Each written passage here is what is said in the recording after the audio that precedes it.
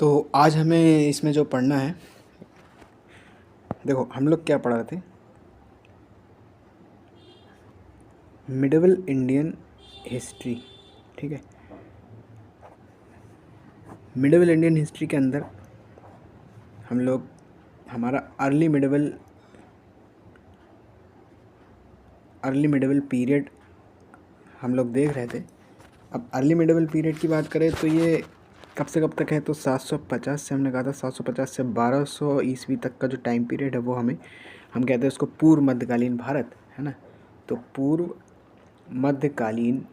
मध्यकालीन भारत, क्योंकि ये एक प्रकार से स्टार्टिंग पॉइंट है, ये एक प्रकार से क्या है, इसको हम लोग ट्रांजिशन फेज़ भी बोलते थे, है ना। ये ट्रांजिशन फेज़ है, संक्रमण काल जिसको कहते हैं, जहाँ हमने देखा था कि बहुत सारी चीज़ें हमें देखने को मिलती हैं। ठीक है, और पीछे डिस्कस कर चुके हैं। अब अर्ली मिडिवल पीरियड में जैसे 750 से 1200 में, और हम लोग इसमें खास करके चले गए थे राजपूत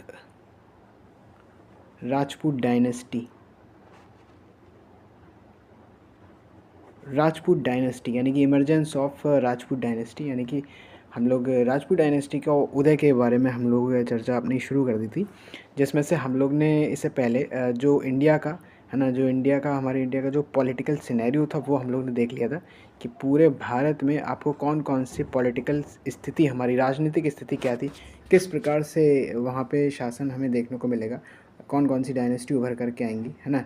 गुजरात वाले रीजन में, बंगाल बिहार वाले रीजन में, है ना, और आप देखोगे तो मालवा वाले रीजन में, साउथ में भी हमने देखा था कई डायनेस्टी उभर करके आ रही थी, जिसको डिसेंट्रलाइजेशन फेज़ भी बोला था, है ना।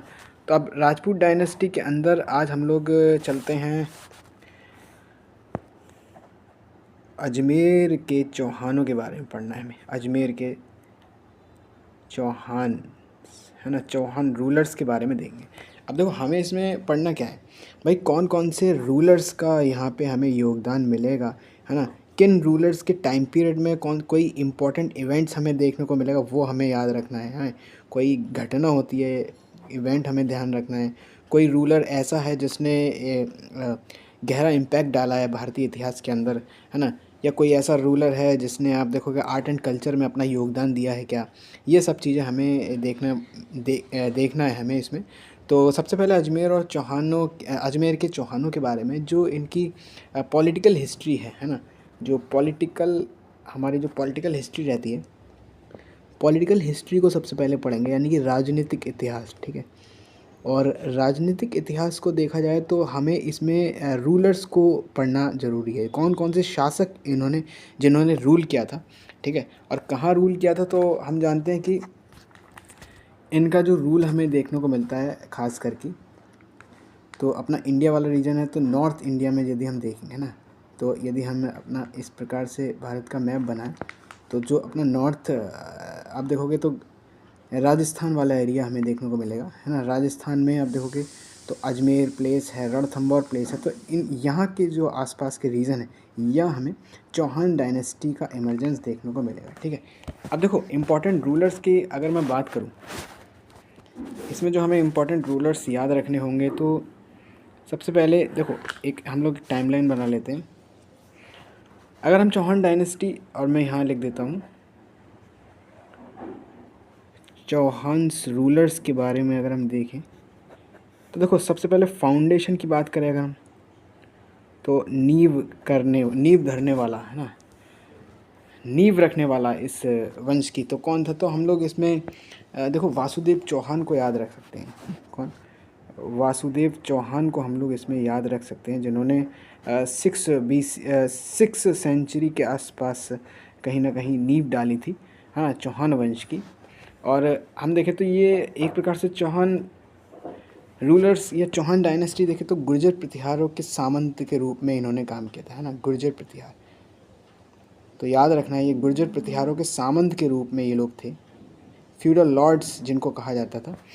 जैसे जैसे देखो फॉरेन इन्वेजन के बाद जैसे जैसे गुर्जर प्रतिहार का डिक्लाइन होना शुरू हुआ, उसके बाद जो इनके सामंत है वो अपने आप को प्रोमिनेंट करते हुए नजर आएंगे, अपने आप को पावरफुल करते हुए नजर आएंगे। ठीक है, अब देखो गुर्जर प्रतिहार के रूप में आप देखो कि तो इनके सामंत के रूप में उभर कर क्या ही हम जानते हैं, और 6th सेंचुरी के आसपास की बात है। तो ये कहीं ना कहीं चौहान वंश की नींव रखने वाले वासुदेव चौहान थे।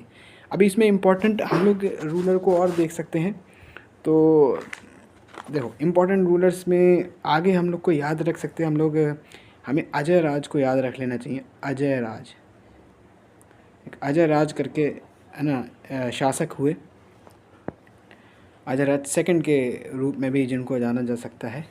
अब इनके टाइम पीरियड में क्या क्या खास रहा है तो हमें याद रखना है कि देखो ये वही है अजय राज जिन्होंने शाकंभरी है ना, शाकंभरी वाले रीजन पर रूल किया था। और शाकंभरी वाले रीजन के आसपास हमें इनका रूल देखने को मिलेगा। और अजय राज वही है जिसने अजमेर की नींव रखी थी, अजमेर सिटी की नींव रखी थी है ना, एस्टेब्लिशमेंट किया था। तो हम ये याद कर सकते हैं। और इनका देखो इनका अब इनके कॉन्फ्लिक्ट की बात करें अगर है ना, तो कॉन्फ्लिक्ट में हम लोग याद रख सकते हैं। तो अब जैसे यहाँ देखिए, ये हम देख सकते हैं इनका चौहानों का हमें देखने को मिलता है पूरा रीज़न। अब यहाँ से कॉन्फ्लिक्ट होगा तो भाई जाहिर सी बात है गुजरात के सोलंकी के साथ इनका कॉन्फ्लिक्ट हमें नज़र आएगा। यहाँ पे हमने देखा था गुजरात में सोलंकी रूल करेंगे है ना। तो कॉन्फ्लिक्ट में याद रख सकते हैं सोलंकी डायनेस्टी के साथ इनका कॉन्फ्लिक्ट होता है ना।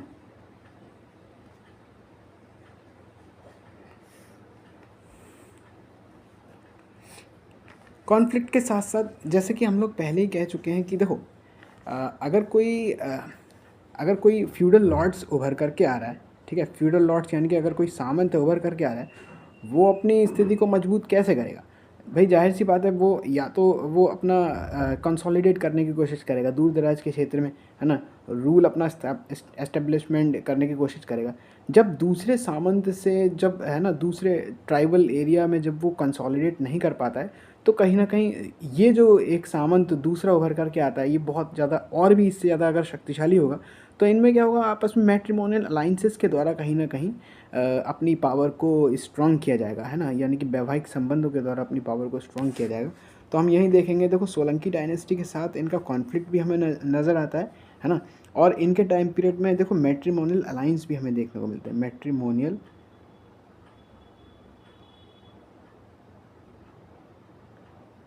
ठीक है, मैट्रिमोनियल अलाइंसेस, वैवाहिक संबंध हमें देखने को भी मिलते हैं इनके साथ। तो कॉन्फ्लिक्ट के साथ साथ हमें मैट्रिमोनियल अलाइंसेस भी हमें देखना होता है, ठीक है। अब देखो अजय राज के बाद हम देखो इसके बाद हम एक और रूलर को याद रखना होगा इसमें हमें, जैसे कि विग्रहराज को याद रखा जा सकता है ना। विग्रहराज 4 करके रूलर हैं। अब इनके टाइम पीरियड में देखें तो इन्होंने, आपको दिख नहीं रहा, अब दिखेगा।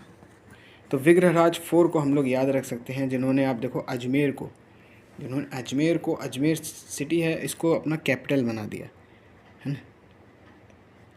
अब कैपिटल बना दिया तो देखो कॉन्फ्लिक्ट में हम लोग परमारों के साथ कॉन्फ्लिक्ट है ना, सोलंकी के साथ कॉन्फ्लिक्ट है, तो ये सब हम ऐसे ही याद रख सकते हैं। बट इम्पॉर्टेंट चीज़ हमें यही है कि विग्रहराज के टाइम पीरियड में वो एक ऐसा रूलर है जिन्होंने अजमेर को अपना कैपिटल शिफ्ट किया, इस प्रकार से आ जाए, तब आप इसके लिए इसको याद रख सकते हो है ना। और देन हम देखेंगे तो अब ये बात हो रही है, देखो ये वासुदेव चौहान की तो बात हो रही है, उन्होंने 6th सेंचुरी में फाउंडेशन डाल दी थी। बट आगे हमें पता है कि राजपूत डायनेस्टी का इमरजेंस हम देखेंगे तो लगभग हमें हमने बताया था कि 1000 से लेकर 1200 ईस्वी के आसपास हमें देखने को मिलेगा, ठीक है। तो हम लोग जब बात करते हैं तो 1000 ईस्वी के से लेकर के 1200 ईस्वी के आसपास है ना, तो हमें राजपूतों का इमरजेंस बहुत ज़्यादा प्रोमिनेंटली देखने को मिलता है। तो विग्रहराज 4 और ये अजय राज की जो बात हम लोग ने की है ये 1000 ईस्वी के बाद की ये सब हम लोग बातें कर रहे हैं, तो आपको ये ध्यान में रखना होगा है ना।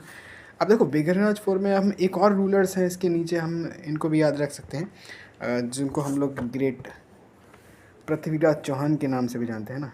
तो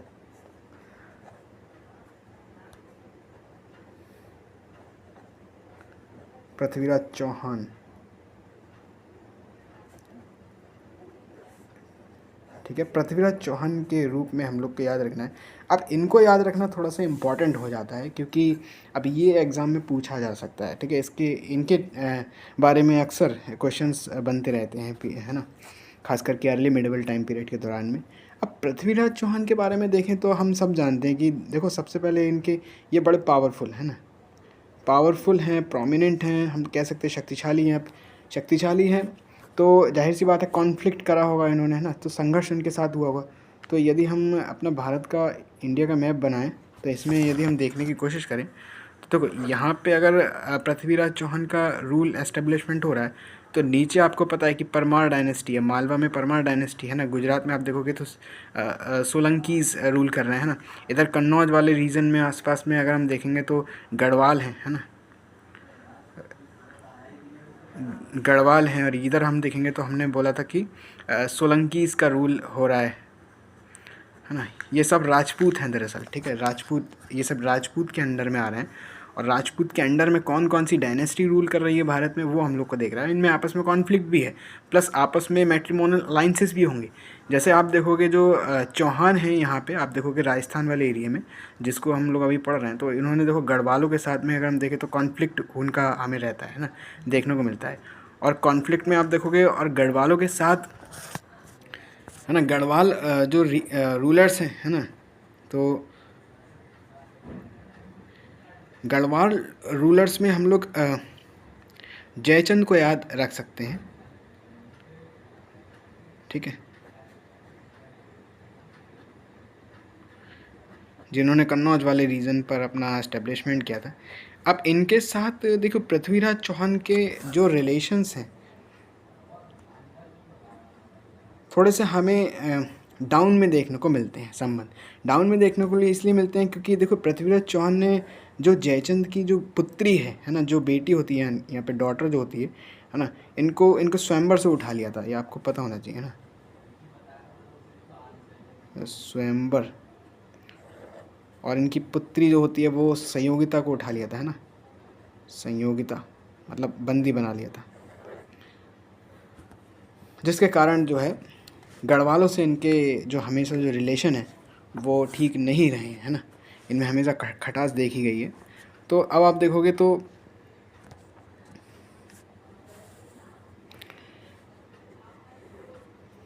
ये हमें याद रखना था। अब देखो हमने बताया था कि कॉन्फ्लिक्ट, इधर देखो परमारों के साथ भी इनका कॉन्फ्लिक्ट है पृथ्वीराज चौहान का, है ना, चौहान रूलर्स का, सोलंकी डायनेस्टी के साथ भी कॉन्फ्लिक्ट है। अब देखो अब हमें एक बहुत इम्पोर्टेंट चैप्टर पे हम लोग चलेंगे। अब जैसे कि हम लोग जानते हैं कि अपना जो पृथ्वीराज चौहान है, इन्होंने पृथ्वीराज चौहान ने देखो अपना पूरा नॉर्थ इंडिया वाला रीजन है वो, है ना, नॉर्थ इंडिया वाले रीजन पर पूरा कैप्चर कर लिया था। साउथ में भी कैप्चर किया, है ना, आप देखोगे तो ईस्ट में भी इन्होंने अपना जो है डोमिनेंस स्थापित किया। अब जब पृथ्वीराज चौहान नॉर्थ वेस्ट में बढ़े थे, है ना, जब ये नॉर्थ वेस्ट में गए तो नॉर्थ वेस्ट में इन्होंने देखो पंजाब वाला रीजन भी एस्टेब्लिशमेंट किया। यहाँ पे अगर मैं अपने प्यारे भारत का थोड़ा सा आउटलाइन बनाने की कोशिश करूँ तो आप देखोगे यहाँ पे अगर हम चौहान डायनेस्टी को लें तो आप देखोगे जब यहाँ पे जो पंजाब वाला रीजन है ना, यहाँ पे जब कंसोलिडेट किया था, है ना, अब पंजाब वाले रीजन तक इन्होंने एस्टेब्लिशमेंट अपना स्थापित कर दिया था। तो आप देखोगे जो पृथ्वीराज चौहान है इनका हमें देखने को मिलता है टाइम पीरियड, तो याद रखना है ये 1178 से इनका टाइम पीरियड हमें देखने को शुरू मिलता है। तो 1178 से ले करके आप देखोगे तो 1193 तक हमें इनको पढ़ना पड़ता है, इनका रूल यहाँ तक रहा था, ठीक है, शासन इन्होंने इतना किया था। तो अब ये 1178 की बात हो रही है ना, तो 1178 की बात हो रही है तो अब देखोगे हम जानते हैं कि इससे पहले 1000 ईस्वी में अगर हम देखें तो 1000 ईस्वी में हमने देखा था तो महमूद गजनवी का आक्रमण हुआ था, महमूद गजनवी, ठीक है, जिसको हम लोग महमूद गजनी के नाम से भी जानते हैं। अभी इन्होंने भारत में 17 बार आक्रमण किया था, है ना। तो इस प्रकार से देखो जो अफ़गानों के लिए, जो अफ़गान हैं, अफ़गानों के लिए जो पंजाब वाला रीजन जो है ना,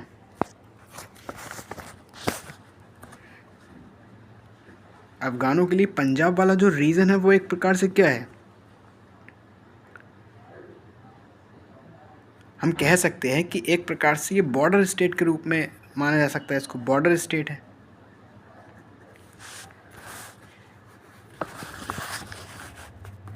यदि हम देखो भारत का मैप यहाँ पे बनाएं, अपना अखंड भारत बनाते हैं, तो हम ये बता रहे हैं कि देखो जो पंजाब वाला रीजन है वो एक प्रकार से अफ़गानों के लिए बॉर्डर स्टेट है ना। और यहाँ पे आप देखो, हम लोग जानते हैं कि यहाँ पे पृथ्वीराज चौहान का रूल इस्टेब्लिशमेंट बहुत तेज़ी से हो रहा है नॉर्थ इंडिया वाले रीजन में। और अब जब इन्होंने जो है पृथ्वीराज चौहान ने अंदर जाके भटिंडा वाले रीजन पर भी है ना एस्टेब्लिशमेंट किया, तो कहीं ना कहीं ये कॉन्फ्लिक्ट बनेगा अफ़गानों में।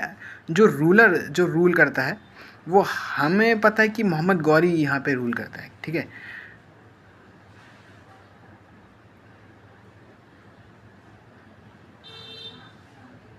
मोहम्मद गौरी का यहाँ पे रूल एस्टेब्लिशमेंट होता है। तो आप देखोगे इस प्रकार से यहाँ पे जो इनका कॉन्फ्लिक्ट है मोहम्मद गौरी और पृथ्वीराज चौहान का, है ना, पृथ्वीराज चौहान का जो कॉन्फ्लिक्ट होना तो तय है। तो पृथ्वीराज चौहान और मोहम्मद गौरी के बीच में जो वॉर होता है वो हमें याद करना बहुत इम्पॉर्टेंट है। तो यहाँ पे तराइन का बैटल होता है। तो बैटल ऑफ, हम लोग याद रखेंगे, बैटल ऑफ तराइन की लड़ाई होती है। यहाँ पे 2 वॉर हमें देखने को मिलते हैं, 2 वॉर्स, यानी कि 2 युद्ध होते हैं। 1191 का युद्ध, है ना। अब पहले युद्ध में हम जानते हैं कि पहले युद्ध में पृथ्वीराज चौहान आराम से जीत जाता है ना। पृथ्वीराज चौहान आराम से जीत जाता है, यानी कि ये डिफीट कर देता है गौरी को, ठीक है। बट आप देखोगे ये तो फर्स्ट बैटल है। अब इसके बाद जो सेकंड बैटल होता है, इसके बाद जो है ना तराइन का सेकंड बैटल होता है, बैटल ऑफ तराइन।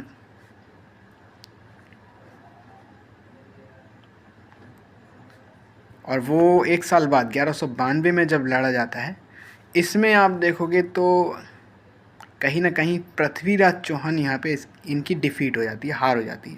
ये डिफीट बाय गौरी, है ना, ये हार जाते हैं पृथ्वी। अब इनकी हार के पीछे तो वैसे तो कई कारण हैं देखने को मिलते हैं, है ना। तो एक जैसे कि एक हम लोग वॉर एथिक्स देख सकते हैं। देखो ये वॉर एथिक्स का प्रयोग करते थे, है ना, जो हमारे चौहान रूलर्स थे। वॉर एथिक्स का मतलब यहाँ पे ये होता है कि इनमें कई चीज़ें ये लोग अपनाते थे। रूल बहुत ज़्यादा भारत में हमें देखने को मिलेगा इस टाइम पीरियड में, जैसे कि हम लोग सूर्यास्त के बाद हम लोग युद्ध नहीं करते हैं ना, और इसके बाद हम शत्रु के पीठ पीछे वार नहीं करते हैं। तो इस प्रकार की जो चीज़ें हैं तो वॉर एथिक्स के अंडर में आती है। दूसरा रीज़न हम ये भी मान सकते हैं पृथ्वीराज चौहान की हार का कि कहीं ना कहीं देखो यहाँ पे जयचंद ने गद्दारी कर दी थी, है ना। जयचंद जो गढ़वालों के रूप में हमने देखने को मिलता है रूलर, तो जयचंद ने, क्योंकि आपको पता है कि जो पृथ्वीराज चौहान है और संयोगिता के बीच में जो है ना लव स्टोरी हमें देखने को मिलती है, तो इसके कारण से जयचंद को ये पसंद नहीं था। तो जयचंद ने कहीं ना कहीं गौरी को इनकी वीकनेसेस को बता दिया था, है ना। जयचंद ने जाके गौरी की वीकनेसेस, पृथ्वीराज चौहान की जो वीकनेसेस है उसको बता दिया था, ठीक है। तो इस प्रकार से आप देखोगे तो गद्दारी के कारण कहीं ना कहीं पृथ्वीराज चौहान की हार हो जाती है इस युद्ध में, तराइन के बैटल में। और इस प्रकार से गौरी का यहाँ पे देखोगे तो अफ़गानों का रूलर जो गौरी है ये अपना रूल एस्टेब्लिशमेंट कर देता है। और तराइन के सेकंड बैटल से ही हम जानते हैं कि कहीं ना कहीं दिल्ली सल्तनत की स्थापना हो जाती है ना। दिल्ली सल्तनत की नींव, जो फाउंडेशन है, फाउंडेशन करने का काम यहाँ पे गौरी ने कर दिया, दिल्ली सल्तनत। और अब देखो गौरी क्या करेगा, अपने गुलामों की एस्टेब्लिशमेंट करेगा, है ना। तो गौरी के अंडर में नीचे देखो कई गुलाम थे, जैसे कि हम लोग मान सकते हैं जैसे कुतुबुद्दीन ऐबक, है ना, जिसको हम लोग आगे पढ़ेंगे। कुतुबुद्दीन ऐबक है, इसके बाद बख्तियार खिलजी, है ना, और कई लोग हमें यहाँ पे देखने को मिलते हैं इसके गुलाम के रूप में। तो गुलामों का रूल एस्टेब्लिशमेंट हुआ। इसके बाद, है ना, गौरी की मृत्यु हो जाती है 1205 में। अब 1205 में जब हो जाती है उसके बाद देखो स्लेव डायनेस्टी की शुरुआत होती है। स्लेव डायनेस्टी यानी कि गुलाम वंश की स्थापना, गुलाम वंश की शुरुआत होती है। इसलिए इसको देखो इनको हम लोग और भी नाम से जान सकते हैं गुलाम वंश को। मैं अभी उसको रिकॉल नहीं कर पा रहा हूँ, बट आप लोग याद रखिए स्लेव डायनेस्टी को हम लोग याद रख सकते हैं, जो जिनकी जो कहीं ना कहीं जिनका रूल इस्टेब्लिशमेंट होता है। तो 1206 से ले करके लगभग 1206 से ले करके मोटे तौर पे देखें तो 1290 के आसपास तक के रीजन में हमें एक ग़ुलाम डायनेस्टी रूल करते हुए नज़र आएगी। और ग़ुलामों में सबसे पहले आप देखो कुतुबुद्दीन ऐबक का रूल हमें देखने को मिलेगा। फिर उसके बाद देखो कुतुबुद्दीन ऐबक की बहुत जल्दी ज़्यादा रूल इनका होता नहीं है, क्योंकि इनकी मृत्यु हो जाती है घोड़े से गिर करके। इसके बाद इल्तुतमिश हमें देखने को मिलेगा, है ना। इल्तुतमिश के बाद रजिया सुल्तान के बारे में हम लोग पढ़ेंगे, है ना। इल्तुतमिश के बाद रजिया सुल्तान के बाद और बलबन जैसे रूलर्स हमें यहाँ पे देखने को मिलेगा, सुल्तान हमें देखने को मिलेंगे, ठीक है, दिल्ली सल्तनत के अंदर। तो ये सब हम लोग आगे कंटिन्यू करेंगे डिटेल में। बट अभी हम लोग पृथ्वीराज चौहान के बारे में पढ़ रहे थे, चौहान डायनेस्टी के बारे में पढ़ रहे थे, जिसमें देखो battle of Tarain, second battle of Tarain में आप देखोगे तो पृथ्वीराज चौहान की हार हो जाती है। और देखो जब हार हो जाती है तो गौरी क्या करता है ना, अपने साथ ले जाता है इनको, अपने देश अफ़गान ले जाता है। तो वहाँ पे आप देखोगे तो शेर से इन पृथ्वीराज चौहान की लड़ाई करवाता है, ठीक है। तो अब और आँखों पे पट्टी बांध देते हैं, क्योंकि आँखें फोड़ देता है ये गौरी पृथ्वीराज चौहान की। और आँखें फोड़ने के बाद भी इतनी हिम्मत होती है कि आप देखो गौरी को मारने की हिम्मत रखता है ना पृथ्वीराज चौहान। तो इस प्रकार से आप समझ सकते हो कि पृथ्वीराज चौहान कितना पावरफुल लीडर के रूप में उभर कर के आया है इस टाइम पीरियड के अंदर। तो इनके ऐतिहासिक योगदान को हमें नहीं भूलना चाहिए, राजपूतों के योगदान को खास तौर पर, ठीक है। अब इसके बाद जो रूलर्स हमें चौहान डायनेस्टी में हम याद रख सकते हैं, तो देखो बाद में गौरी जो होता है वो वापस पृथ्वीराज चौहान को भेज देते हैं, है ना। कहाँ भेज देते हैं, जो गौरी है पुनः आप देखोगे दोबारा पृथ्वीराज चौहान को भेज देते हैं, इंडिया में भेज देता है। इनको इतना आदर नहीं देना, हमें भेज देते हैं।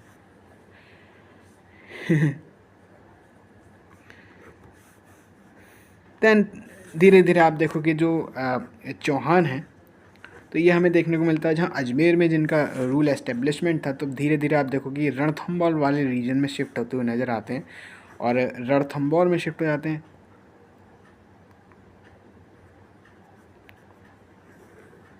है ना। देन लास्ट रूलर जो अंतिम शासक जो होते हैं चौहान रूलर में हम जिनको याद रख सकते हैं, तो गोविंद राज, है ना। गोविंद राज को हम लोग याद रख सकते हैं। अब ये इनके उत्तराधिकारी के रूप में रूल करते हैं पृथ्वीराज चौहान के। और देन आगे जाके देखोगे तो ये जितने भी बचे कुचे चौहान हैं, इनको अलाउद्दीन खिलजी सब चौहानों को, है ना, ख़त्म करेगा आकर के। तो चौहान डायनेस्टी के अंदर जो हमें याद रखना था, तो वो हम लोग इतना पढ़ सकते हैं। अब देखो एक बार मैं आपको थोड़ा सा पूरा रिकॉल करा देता हूँ जो हम लोग ने अभी पढ़ा। अब सब कुछ छोड़ के आप यहाँ पे देख लेना, तब आपको ज़्यादा मज़ा आएगा।